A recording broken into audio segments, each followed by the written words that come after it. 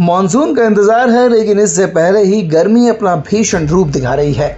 इसका ताज़ा उदाहरण दिल्ली का मंगेशपुर क्षेत्र रहा, जहां बुधवार को पारा 42 डिग्री सेल्सियस से भी ज़्यादा दर्ज किया गया। खास बात यह है कि ठीक उसी दिन राजघाट और लोधी रोड समेत दिल्ली के कुछ ऐसे इलाके भी थे जहां तापमान कम से कम 6 से 7 डिग्री सेल्सियस कम था।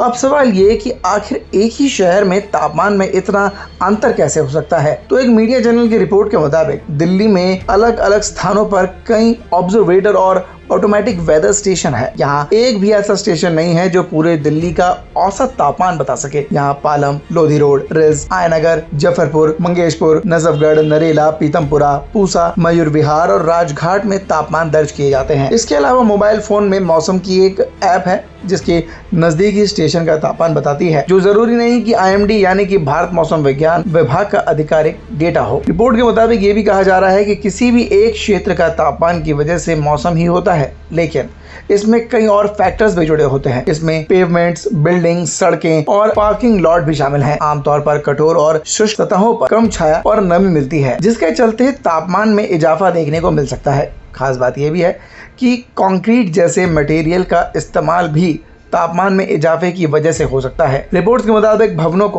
किस तरह से बनाया गया और उनके बीच की दूरी भी एक वजह हो सकती है। घनी इमारतों वाले में गर्मी आसानी से बाहर नहीं निकल पाती, वहीं पतली सड़कें, ऊंची इमारतें हवाओं के बहाव को रोकती है। इसके साथ ही AC यानी कि एयर कंडीशनर्स का भारी इस्तेमाल भी स्थानीय तापमान को बढ़ाने में योगदान दे सकता है।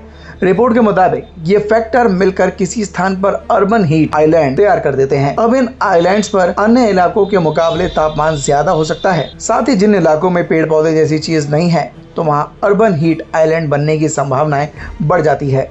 और शायद यही एक वजह है कि दिल्ली के अलग अलग इलाकों में अलग अलग तापमान दर्ज किया गया और उनमें इतनी विभिन्नताएं थी कि तापमान के अंदर 5 से 6 डिग्री का अंतर दर्ज किया गया। इस खबर पर आप भी अपनी राय कमेंट कर जरूर बताएं और देखते रहें द भारत नाउ।